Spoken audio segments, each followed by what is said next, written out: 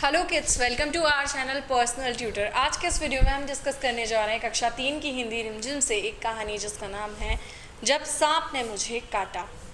शुरू करते हैं इस कहानी को। एक दिन मैंने अपने अहाते में एक छोटा सा सांप रेंगते देखा। वह धीरे धीरे रेंग रहा था। मुझको देखते ही वह भागा और वहीं पर पड़े हुए नारियल के एक खोल में घुसकर छिप गया। मैंने पत्थर का एक टुकड़ा उठाया और उस नारियल के खोल का मुंह बंद कर दिया। उसे देखकर मैं नानी के पास दौड़ गया। तो उसे लेकर के जो है ये अपनी नानी के पास दौड़ गया एक छोटा सा बच्चा। मैंने कहा, नानी देखो, मैंने सांप पकड़ा है। नानी चीख उठी, सांप! वह इतना घबरा गई कि घबराने लग गई कि ज़ोर ज़ोर से चीखने पुकारने लगी।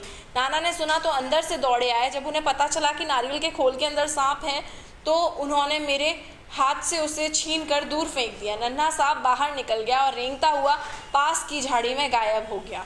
नाना ने मुझसे कहा, खबरदार, फिर कभी सांप के पास मत जाना, सांप बहुत खतरनाक होता है। तो यहाँ नाना ने चिल्लाया उस बच्चे को कि कभी भी दोबारा कभी सांप के पास मत जाना आप, क्योंकि वो बहुत खतरनाक होता है। उसी दिन शाम को मैं एक बर को पकड़ने की कोशिश कर रहा था कि उसने काट खाया। बर मतलब मधुमक्खी बोल सकते हैं। उसने काट लिया। बड़ी ज़ोर से दर्द उठा। मुझे दर्द से कराहते देखकर नानी ने सोचा कि मुझे सांप ने काट लिया है। मैंने दौड़कर नानी को उंगली दिखाई। उन्होंने जल्दी से नाना को पुकारा। तो नानी को क्या लगा कि जो बच्चा है उसको सांप ने काट लिया है। तो नानी ने क्या किया, नाना को बुला लिया। नाना तुरंत दौड़कर आए और मेरी उंगली को देखा जहाँ बर ने काटा था। वहाँ नीला निशान पड़ गया था। वह चट मुझे गोद में उठाकर भागे। बाग और धान के खेतों को पार करके भागते ही वह अपने घर से दूर एक छोटी सी झोपड़ी के सामने जाकर रुके। वहाँ पहुँचते ही उन्होंने आवाज़ लगाई। तो नाना जी बहुत दूर लेकर के गए, एक झोपड़ी के पास रुके और वहाँ जाकर के उन्होंने आवाज़ लगाई। एक बूढ़ा आदमी बाहर निकला। वह सांप के काटने का मंत्र जानता था। नाना ने उससे कहा कि इस बच्चे को सांप ने काट लिया है, इसकी झाड़ फूंक कर दो।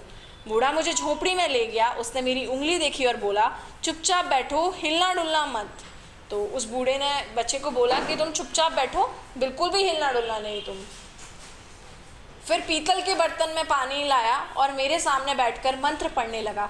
मैं चाहता तो बहुत था कि उस बूढ़े को बता दूं कि मुझे सांप ने नहीं, बर ने काटा है, पर मेरे नाना मुझे कसकर पकड़े रहे और मुझे बोलने ही नहीं दिया। जैसे ही मैं कुछ कहने को मुंह खोलता वह डांट कर कहते, चुप। डर के मारे मैं चुप हो जाता। हमारे पीछे पीछे हमारी नानी भी कई लोगों के साथ वहाँ आ पहुँची। सब लोग उदास खड़े देखते रहे। तो नानी भी वहाँ पहुँच गई थी और सभी लोग क्या कर रहे थे, बच्चे को उदास होकर के देख रहे थे।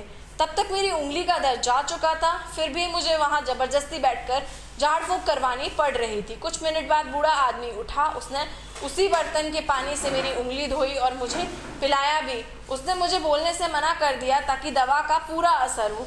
फिर वह नाना से बोला कि अब बच्चा खतरे से बाहर है।